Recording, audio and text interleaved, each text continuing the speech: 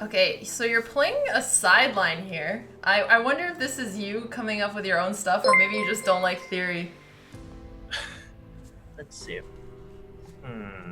I hope he doesn't know theory, because something tells me Vitalik is going to be much better than we initially expected. So it's a little bit intimidating. This might actually end up transposing, but we'll see. I'm going to unmute myself now. Alright, so you're playing kind of into the advanced variation, so I'm just going to go for c5 and try to control your d4 square here. Have you ever studied chess theory, by the way? Oh, sorry. Can I? That was accidental. Can I move that back? Yeah. What about we do this? I'm just gonna move my knight back and then move your bishop back to c1. We'll fix it by hand. There we go. Yeah. And I'll adjust the time also. I have some time ago, but not too much. Let's see. Okay, makes sense. I think you're trying to take on c5. I don't know if that's what your plan is here, but that it would be my guess.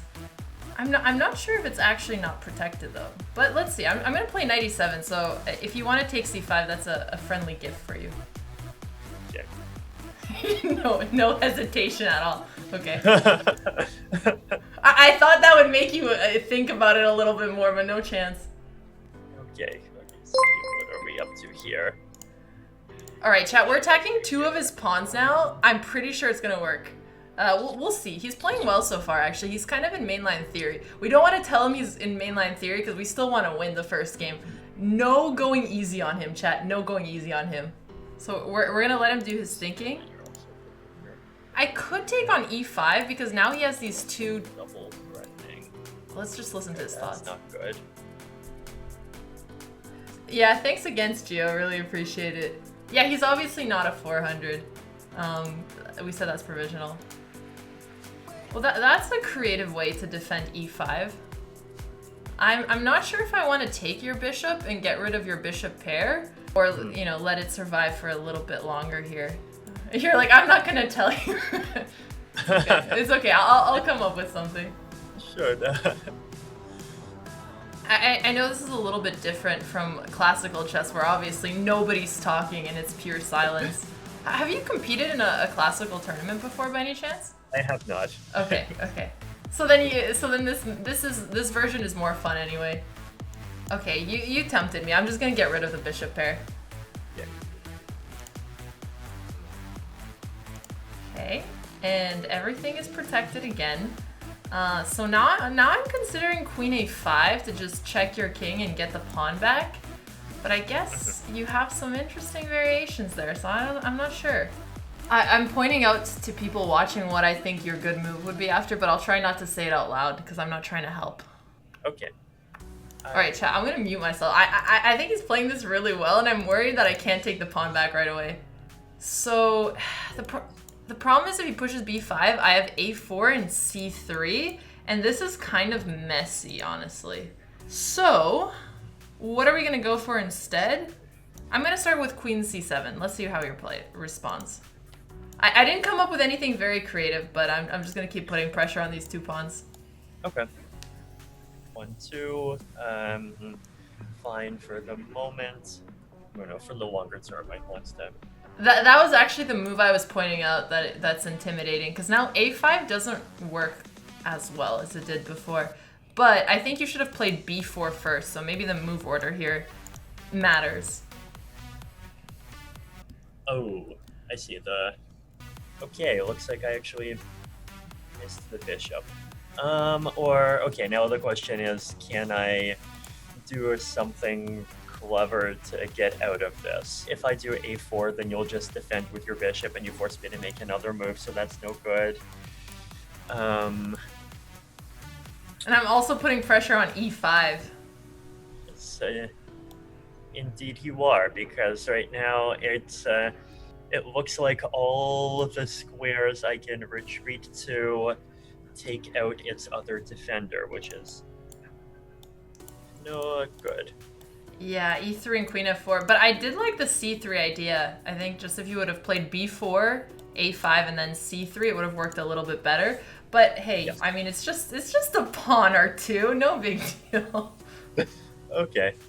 Chad, I feel bad. He had a really good idea and he just missed it with c3. I think if he would have pushed b4, I wasn't going to win it. Chat, he didn't want odds. He wanted an even game, so we're going to keep it to be an even game. And then we can discuss it and we can try some other variants as well. Okay, I feel like that's very reasonable given your options. Unfortunately, you couldn't keep hanging on to the e5 pawn. Yeah. I'm not even sure if I should take it right away. Is there anything I have to be careful about?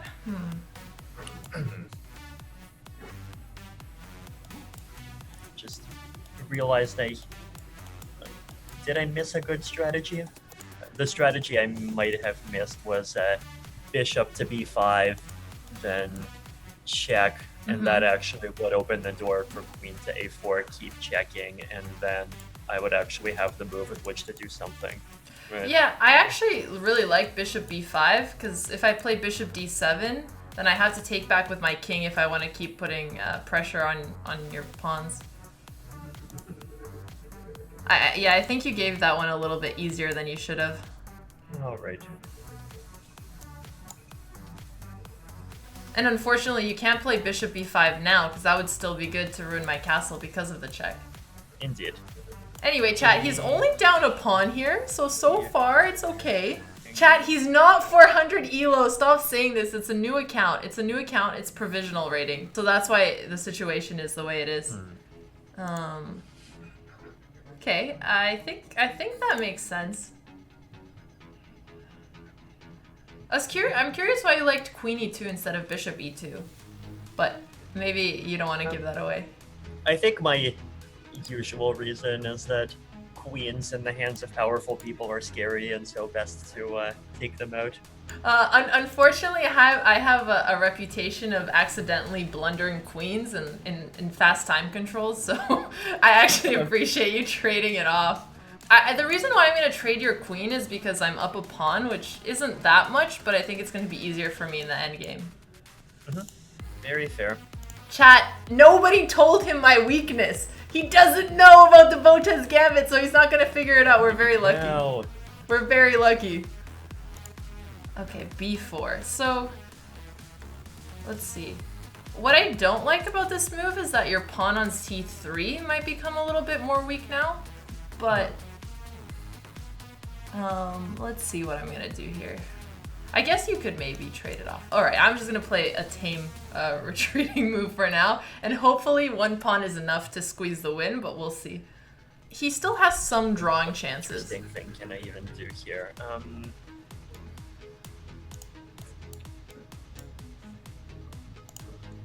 Okay, castle. I feel like whenever you castle in an endgame, it's often due to a lack of better options, just trying to go for something.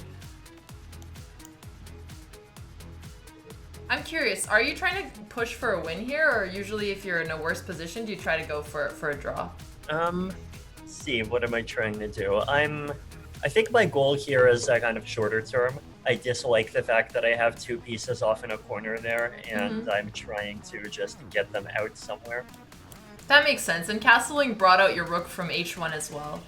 So I'm guessing why you played a3 is to protect b4, which makes me a little bit careful of the move c4, because I'd prefer that you can't move that pawn. So I'm going to play rook fc8 to put pressure on it. No, you foiled my evil plan. There we go. There we go. We got it. And now your knight is also tied into protecting. It is indeed. It was such a subtle plan too, a3, you know, just softly protecting the pawn on b4. Chat, he's 1500 on Lichess. So he's not 400. This is a new account. Yeah, let's make this guy the other defender. Okay, reasonable. Rook c1. So now you can push c4. So let me think if there's anything I can do to just... I think I'm going to be annoying here. I'm just going to play bishop e5. I'm going to kindly pin your pawn. That is indeed annoying. And okay, you have two attacks, I have two defenses, and I'm gonna make the move that protects me and at the same time lets my rook get out somewhere. I think that was the best move you had here. Now again you could push c4, and I actually helped you develop a little bit, so maybe my annoying move was short-sighted. How do I stop c4 here? Sorry, go ahead. No, the challenge is that I'm one move away from C4, and all your good moves for adding more pressure to C4 take 2 steps. Like rook c7, rook c8?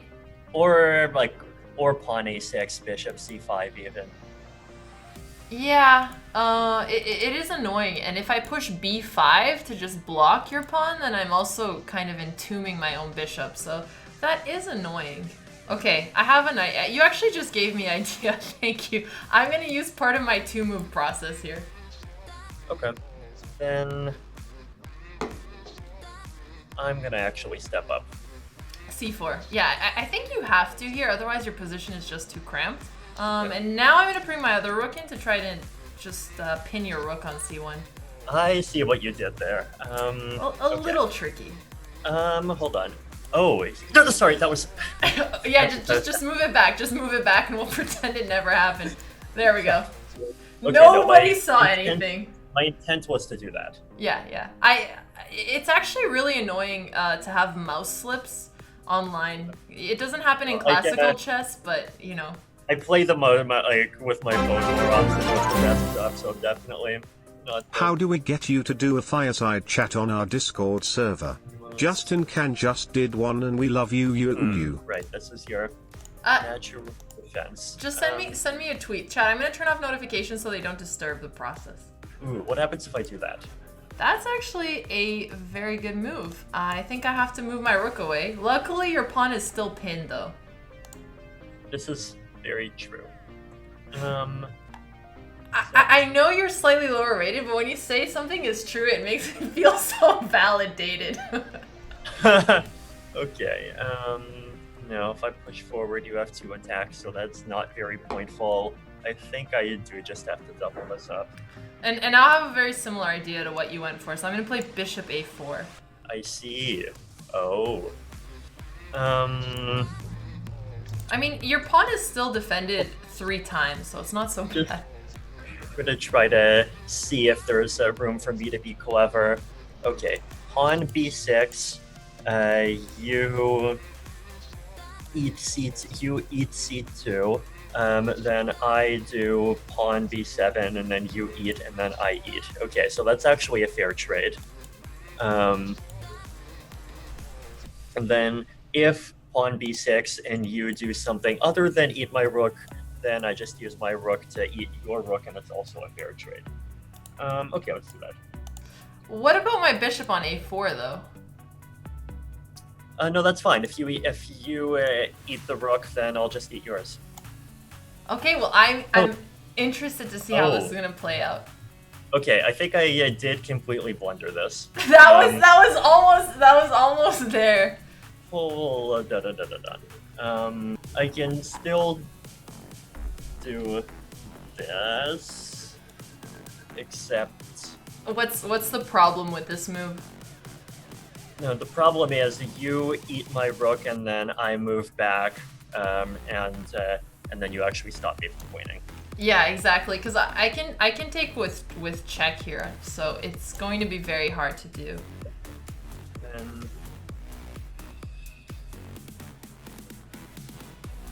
Okay, so now you pretty much have to do one thing. Yeah, I guess I could just move my rook and be happy. But another idea I have is actually to just sacrifice my rook here and get your knight. Okay, then just me, I go there. I think this is my only move, yeah. It is, okay. And now I'm gonna just take advantage of that back rank pin. And okay. Luckily my bishop on b8 is also holding your king from moving there. It is indeed, actually. I probably should, I don't think it would have made a difference, and okay, you're right. And then I guess at this point I don't really have a chance.